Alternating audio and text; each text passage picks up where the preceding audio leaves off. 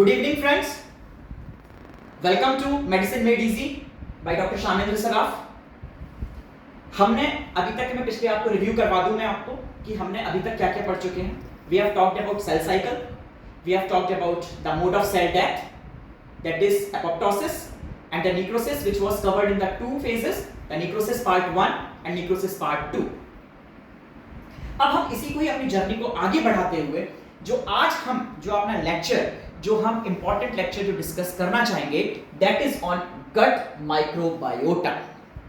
Gut microbiota, that is whatever the flora which is present in the intestine. इसको भी हम दो parts में हम लोग डिस्कस करेंगे, that is part 1 and part 2.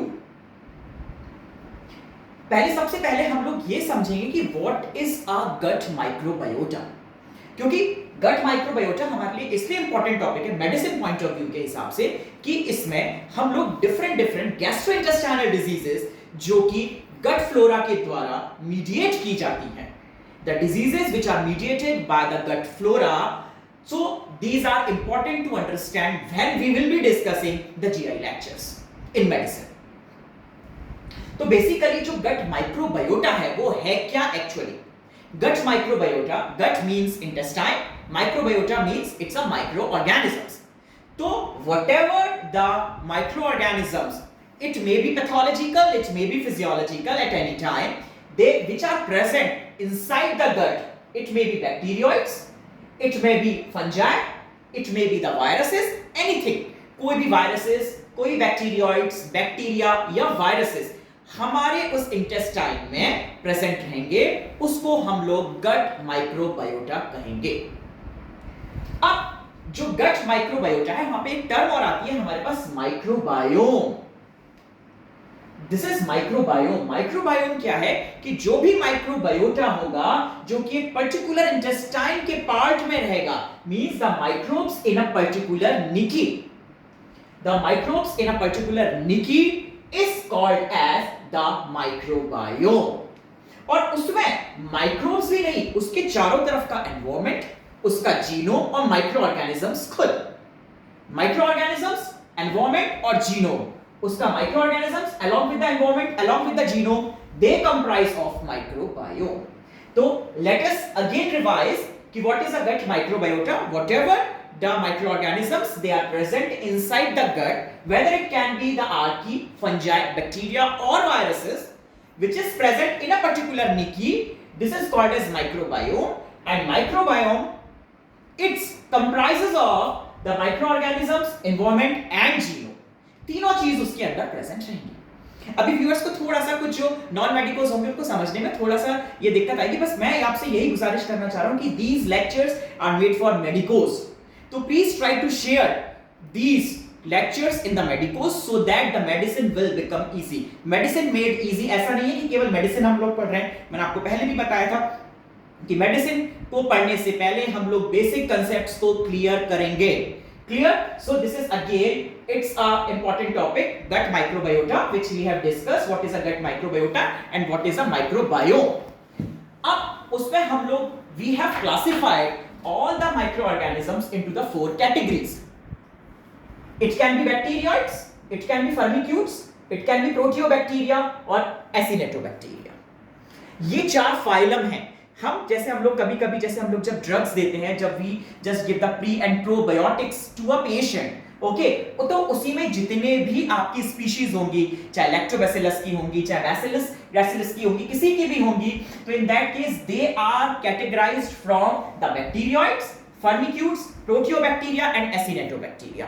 ये इंपॉर्टेंट फाइलम है और उन्हीं की स्पीशीज हम लोग प्री और प्रोबायोटिक्स जब हम सप्लीमेंट करते हैं किसी पेशेंट को in different GI disorders, different endocrine disorders में जब हम लोग देते हैं, तब हम लोग इन्हीं फाइलम की स्पीशीज को ही हम लोग प्रेस्क्राइब करते हैं.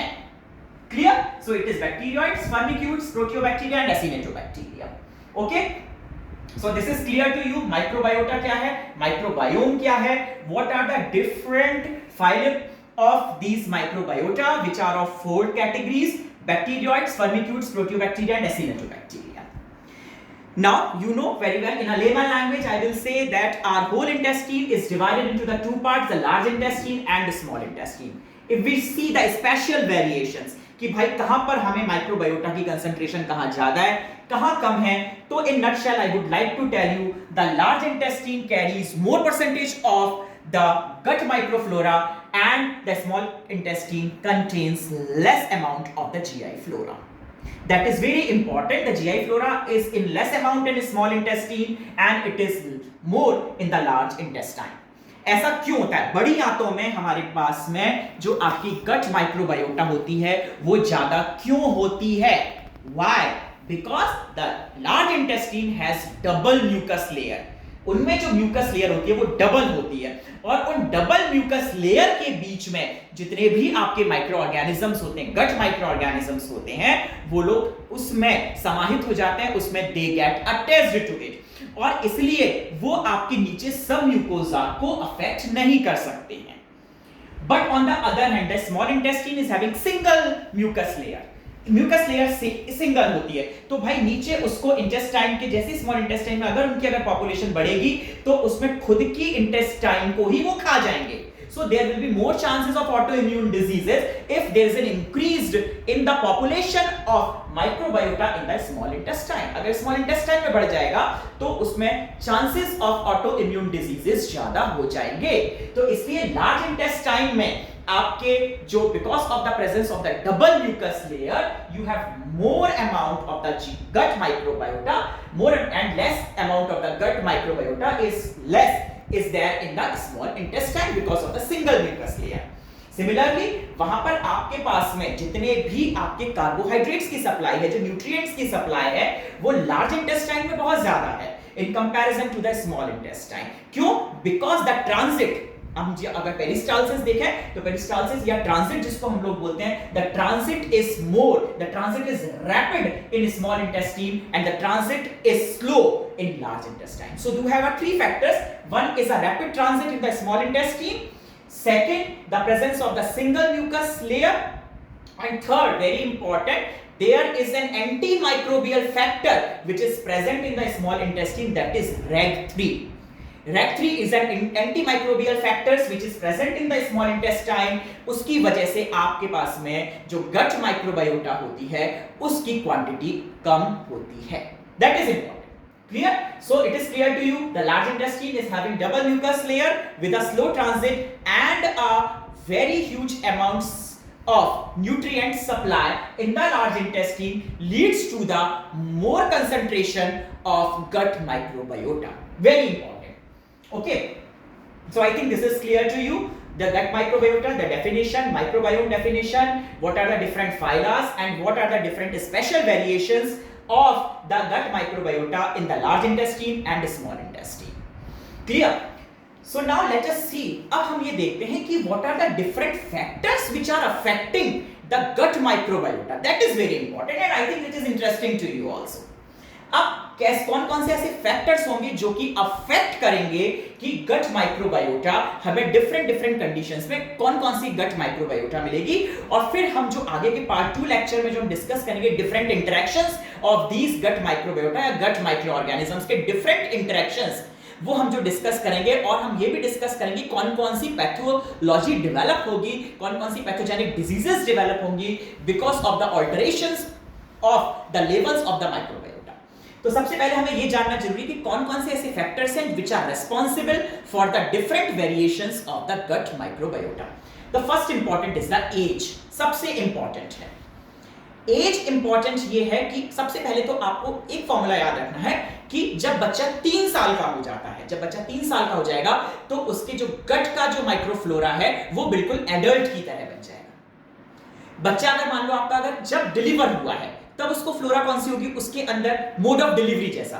भाई जैसे फॉर एग्जांपल अगर वेजाइनल डिलीवरी हुई है, अगर मान लो आपके पास नॉर्मल डिलीवरीज हुई हैं तो उसके जो अंदर जो पेट के अंदर जो हमें फ्लोरा मिलेगा वो that will be the flora of the vaginal flora. जो उसकी वेजाइना का जो फ्लोरा था वही फ्लोरा हमें उसके पेट में मिलेगा. Suppose if we say that the mode of delivery was the caesarean section, तो उसमें आप कट लगा करके जब आप सिजेरियन सेक्शन करेंगे तो उसका जो फ्लोरा होगा वो कौन सा मिलेगा हमें, जो कि मां की उसकी स्किन के ऊपर था. क्योंकि बच्चे का तो खुद का कोई फ्लोरा नहीं है ना, फ्लोरा उसमें गया कहां से, वर्टिकल ट्रांसमिशन हुआ from mother to the child.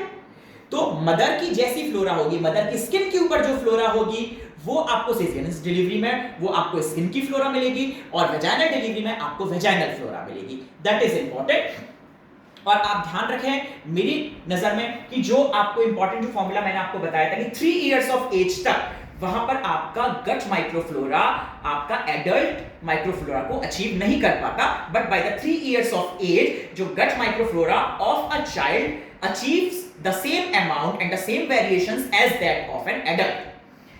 तो देखिए ये इसमें कितना अच्छा कंसेप्ट छुपा हुआ है इसमें। जैसे फॉर एग्जांपल आजकल आपने देखा होगा कि भाई जैसी बच्चा बीमार पड़ा आपके पास में उसको आप उसको हॉस्पिटल लेके जाते हैं and your concern physician starts the antibiotics, but it is not given in the books. Book says up to the 6 months of life or up to 1 year at least avoid all antibiotics, because antibiotics जितने भी हम देते हैं वो सारे के सारे आपके गट फ्लोरा को चेंज कर देंगे आपके।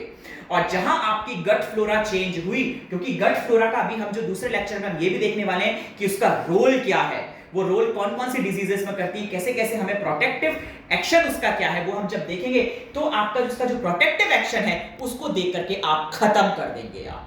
तो please avoid all the antibiotics, जितने भी एंटीबायोटिक्स हैं at least up to 1 year of age, so that the variations in the GI flora that is reduced. और उसमें जो आपका अगर फर्दर हम आउटकम देखेंगे कि जितने भी ऑटो इम्यून डिजीजेस हैं, जितने भी हमारी पैथोजेनिक डिजीजेस हैं, उनका इंसिडेंस कम हो जाएगा। Just remember my points, okay, we will be discussing in the next lecture. Similarly the sexual changes, the women have more diversity in comparison to the males, but मैं आपको बता दूं आज के जमाने में ये जब कहे कि women they were involved in the household activities, जिसपे आपको वैरायटी जो आपके जो हाउसहोल्ड कॉन्टेक्ट्स है उसके बहुत ज्यादा होते थे, तो इसलिए उनमें ऐसा देखा गया था कि विमेन में they have more diverse GI flora in comparison to the males. But लेकिन आज के जमाने में to be very practical I will say that ये does not play any role now, because जो women होती हैं they are also equivalent to the males. That's why I always say the women are from Venus and the men are from Mars. Please remember my point. आप उनके actions को interchange ना करें। women में आपकी जो डाइवर्स, तभी तो कहते हैं women को ग्रहण एक्शन इसलिए बोला जाता है क्योंकि उनमें इतनी ज्यादा आपके पास में जीआई फ्लोरा की डाइवर्सिटी होगी कि उसमें आपके पास में जो बाहर से लड़ने वाले जो शत्रुओं से जो चालक क्षमता है, जितने भी पैथोजेनिक डिसऑर्डर्स हैं वो वुमेन में कम मिलेंगे आपको, क्योंकि यहाँ पे डाइवर्सिटी ज्यादा है। तो डाइवर्सिटी ज्यादा होगी तो मान लीजिए अगर कोई दूसरा, अगर मान लो अगर बाहर का अगर फ्लोरा अगर हमारे पास आ गया तो क्या होगा आपके पास में कि भाई वो उससे लड़ने की क्षमता रखेगा, क्योंकि ऑलरेडी वो तो उसके पास है ही है। मेल्स है, मेल्स में क्या होगा कि उनका जो आपका जीआई फ्लोरा वाला जो सिस्टम होता है वो आपका वीक होता है, तो जो चांसेस ऑफ कुछ ऑटो इम्यून डिजीजेस है they are more in comparison to the females. तो मेल्स में आपके उनका इंसिडेंस ज्यादा होगा। बट कुछ ऐसी भी डिजीजेस हैं जैसे हम लोग कहते हैं जो एंड्रोजन रिसेप्टर एक्टिविटी होती है that is more in males, तो उसमें जो chances of development of type 1 diabetes है that is less in comparison to the females. और ऐसा हमने एक्सपेरिमेंट भी देखा गया है कि जो एंड्रोजन रिसेप्टर्स हैं जो मेल माइस के अगर फीमेल माइस में अगर हमने ट्रांसफर कर दिए थे तो the chances of development of the type 1 diabetes mellitus in female mice was less. So you have the androgen receptor factors जो होते हैं हमारे पास में, they play an important role in the development of type 1 diabetes in males. Okay? Similarly we say आपने age देख लिया, आपने sex देख लिया, then you see a geography. अब आप देखेंगे जो लोग खेतों में काम करते हैं उनको बताइए उनको कितनी सारी डिजीजेस होती हैं। They are free from the diseases. Why? Because they have a wide range of GI flora diversity. Okay उनमें इतनी ज्यादा जीआई फ्लोरा की डाइवर्सिटी होती है कि भाई उसमें कोई मान लो अगर फॉरेन अगर पैथोजन आता है तो उनके लिए वो नया नहीं है, वो उसके लिए वो अपना ही भाई बंधु है, तो उससे वो लड़ सकते हैं वो उससे। तो इसलिए that's why we say that the immune system of the rural population is more in comparison to the urban, but now the trend is being changed. Now अब आपके क्या हो रहा है, रूरल का भी क्या अर्बनाइजेशन हो रहा है, वहां पर भी मशीनों से काम होने लगा है, हाउसहोल्ड कॉन्टेक्ट्स खत्म हो गए हैं, आपकी कंबाइंड फैमिलीज खत्म हो गई हैं, जो अपने हाथ से जो हम लोग काम करते थे जिसकी वजह से जो माइक्रोब्स का जो टच रहता था वो आपका खत्म हो गया है। तो जीआई डाइवर्सिटी जो हो गई है वो भी आपको अब अर्बन पॉपुलेशन में कम देखने के लिए मिल रही है। Very important. The next one is the diet. Diet is very important. Diet जो होती है हमारे पास में कि जो हमारे पास जो हाई फाइबर डाइट होती है, अगर हम कहते हैं हमें हाई फाइबर डाइट लेनी चाहिए, क्योंकि फाइबर डाइट आप जितनी भी लेंगे तो उससे क्या होगा, आपकी माइक्रोबियल डाइवर्सिटी ज्यादा होगी। क्यों होगी? क्योंकि जितने भी हमारे पास जो फाइबर डाइट है उनमें अंदर आपके पास मैक्स प्रेजेंट रहते हैं, ठीक है, MAC, microbial accessible carbohydrates. Microbes के लिए जो कार्बोहाइड्रेट्स रहते हैं वो आपके पास में इस डाइट में, जो फाइबर डाइट होती है उसमें ज्यादा होते हैं। तब उसमें क्या होगा, जैसे ही हमने आपके पास फाइबर डाइट ली, अगर हमने तो फाइबर डाइट ली, उसमें मैक्स बहुत ज्यादा है, और मैक्स बहुत ज्यादा है तो उसमें क्या होगा, there is a production of short chain fatty acids. Microbial accessible carbohydrates they get converted into the short chain fatty acids, और वो आपके सारे फ्यूल हैं किसके लिए, माइक्रोब्स के लिए। जितने भी हमारी जो जीआई फ्लोरा की जो डाइवर्सिटी है उसके लिए वो फ्यूल का काम करते हैं, वो short chain fatty acids. And on the other hand they also reduce the inflammation, वो इंटेस्टाइन का डिस्ट्रक्शन को भी रोक लेते हैं। तो now let us see why there is a max, the max which is present in the diet, they are converted into the short chain fatty acids, they serve as a fuel for the microorganisms and they also reduce the intestinal inflammation. अब on the other hand, जब हमारे पास आपके पास rich fibre, जो हमारे less fibre diet होगी, तो हमारे पास क्या होगा, आपके पास मैक्स नहीं रहेंगे। तो अब शॉर्ट चेन फैटी एसिड्स कहां से बनेंगे, शॉर्ट चेन फैटी एसिड्स फिर आपके इंटेस्टाइन से बनने चालू हो जाएंगे। तो the microbes start eating your intestine and there is a development of autoimmune diseases, colitis, ulcerative colitis वगैरह जो होंगी वो इसी मेथड्स के थ्रू, इसी प्रोसेस के थ्रू आपके पास में उनका एक हाइपोथेसिस दी गई है कि उनका जनरेशन उन डिजीजेस का भी होता है। क्लियर? Next exercise. एक्सरसाइज में अगर हम एथलीट्स के बारे में देखें, जो रनर्स होते हैं जो आपके पास में, उनमें भी जो जीआई फ्लोरा की डाइवर्सिटी होती है वो ज्यादा होती है। सो द इम्यून सिस्टम, कहते हैं ना कि हमारी इम्यूनिटी कमजोर है, इम्यूनिटी कमजोर नहीं, केवल आपकी जो जीआई फ्लोरा की जो डाइवर्सिटी है वो आपके पास कम है, आपके पास increase your GI flora diversity, this is your immunity. Immunity कहां से आएगी, ये जो आपकी जो जीआई फ्लोरा है यही आपकी एक इम्यूनिटी है। आप इसको बढ़ा लो, आप इसको बढ़ा लेंगे तो आपका इम्यून सिस्टम भी आपका स्ट्रांग रहेगा। ठीक है, next we talk about the drugs. There are some drugs which plays an important role. I am just discussing the common drugs. The first is the metformin. Metformin, it is a very important drug which is given to treat the type 2 diabetes mellitus. It is a first line drug. अब ये क्या करेगी, जो metformin होगी जिसकी वजह से आपके पास में, अगर इसका भी ये पढ़ेंगे फार्माकोलॉजी में कि इसका डोज डिपेंडेंट एक्शन होता है, वो भी हम बाद में डिस्कस करेंगे। तो मेटफॉर्मिन जो है, मेटफॉर्मिन क्या करेगी, जो जीआई फ्लोरा की जो डाइवर्सिटी है उसको बढ़ा देती है। अब क्या होगा, जीआई फ्लोरा की डाइवर्सिटी बढ़ गई तो जितना more amount of the microflora is there, अब वो क्या करेगा, that will be increased consumption of the glucose by the body. तो आपके पास जो हमने ग्लूकोज दिया उसको कौन खा जाएगा, माइक्रोफ्लोरा खा जाएंगे। तो इसलिए मेटफॉर्मिन को जब हम लोग देते हैं उसमें जो माइक्रोबियल डाइवर्सिटी है वो बढ़ जाती है, और माइक्रोबियल डाइवर्सिटी बढ़ने की वजह से आपके पास क्या हो जाता है, आपके पास में कि वो जितना भी जो ग्लूकोज का मेटाबॉलिज्म है वो रैपिड हो जाता है और ग्लूकोज का कंजम्पशन बढ़ जाता है। So you have a better glycemic control. Better glycemic control we see by the use of metformin because of the increased GI diversity. That is very important. Similar to the proton pump inhibitors, like हम कहते हैं omeprazole है, pantoprazole है, ribiprazole है, ये क्या करते हैं, ये अगर आप इनका लंबे समय तक अगर हम लोग यूज करते हैं तो they reduce the GI diversity, तो the chances of the autoimmune diseases are increased. तो इसलिए प्लीज जब भी आप पीपीआईज वगैरह आप यूज करते हैं, आप आजकल इनको ओवर द काउंटर ड्रग्स बना रखा है कि ओमेप्राजोल, रिबिप्राजोल, भाई खाली पेट का कैप्सूल खा लो, हमारे को पेट में गैस बन रही है, और उसमें नहीं, please just consult with your physician, and if he prescribes in that doses you have to take in that amount only. अपने मन से हमें कभी भी उसको ओटीसी ड्रग नहीं बनाना है हमें, तो इस क्योंकि वो जो पीपीआईज जितने भी हैं, प्रोटॉन पंप इनहिबिटर्स हैं, वो आपकी जीआई डाइवर्सिटी को कम कर देंगे, आपकी इम्यूनिटी को कम कर देंगे। Clear? Similarly, if we talk about the alcohol smoking, similarly those who are heavy alcoholics, those who are heavy smokers, definitively जितनी भी आपकी जो GI फ्लोरा है that is reduced, और उसमें भी chances of the autoimmune diseases जो आपके बढ़ जाते हैं। हाउसहोल्ड कॉन्टेक्ट्स, जितने आपके हाउसहोल्ड कॉन्टेक्ट्स रहेंगे उतना ही आपका जो जीआई फ्लोरा रहेगा वो आपका डाइवर्स रहेगा, और उसी भी चांसेस ऑफ ऑटोइम्यून डिजीजेस कम हो जाएंगे। तभी तो कहते हैं जो कंबाइंड फैमिली में रहते हैं, आप देखिए उनके पास में, आपके पास में, कहते हैं ना कि संयुक्त परिवार में जो रहते हैं उनको बीमारी होने के चांसेस कम रहते हैं। हमारे बड़े बूढ़े कहते हैं, उनको दखियानुसी बातें बना करके आप कह देते हैं कि नहीं वो तो गलत, वो इसीलिए कहते थे they had a randomised control trials कि भाई आप लोग संयुक्त रहोगे तो डेफिनेटिवली आपका इम्यून सिस्टम भी बढ़ के रहेगा, और इम्यून सिस्टम बढ़ेगा तो आप अपनी डिजीजेस से भी आप लड़ सकते हैं। Similarly, you have a diurnal variations, very important. आज के जमाने में ये इंपॉर्टेंट चीज है diurnal variations, मतलब सुबह कितनी होगी, रात को कितनी होगी। सुबह कितनी होगी? सुबह की बार हम देखें कि अगर हम we take the breakfast at 8 AM, अगर हम लंच ले लेते हैं अगर आपके पास में 2 बजे और रात को हम खाना खा लेते हैं 8 बजे, ठीक है? तो अगर इस तरह से अगर हम लोग खाना खाएंगे तो डेफिनेटली जो जीआई फ्लोरा की जो डाइवर्सिटी होगी वो आपकी ज्यादा रहेगी और उसी की वजह से आपके जितने भी ऑटोइम्यून डिजीजेस होंगे वो कम होंगे और उसके बाद में जितना भी आपका जो शॉर्ट चेन फैटी एसिड्स होंगे वो आपके ज्यादा बनेंगे और वो they will serve as a fuel for this intestinal microbiota, जिसकी वजह से आपका जितना भी फैट्स होगा वो आपका रैपिडली मेटाबोलाइज होगा और ओबेसिटी के चांसेस कम होंगे। तभी तो हम कहते हैं कि सुबह का जो खाना होना चाहिए वो आपका बहुत अच्छा होना चाहिए, जिसकी वजह से आपके जितने भी मैक्स हैं they are converted into the SCFA and SCFA they will serve as a fuel for the intestinal microbiota और इंटेस्टिनल माइक्रोबायोटा जितना ज्यादा डाइवर्स होगा उतना ही आपका glucose, fat metabolism, protein metabolism उतना ही अच्छा होगा, इसलिए आपको जो ओबेसिटी होगी वो कम होगी। इसलिए जो लोग कहते हैं हम कहते हैं रात को 12 बजे के बाद खाना नहीं खाना चाहिए, व्हाई?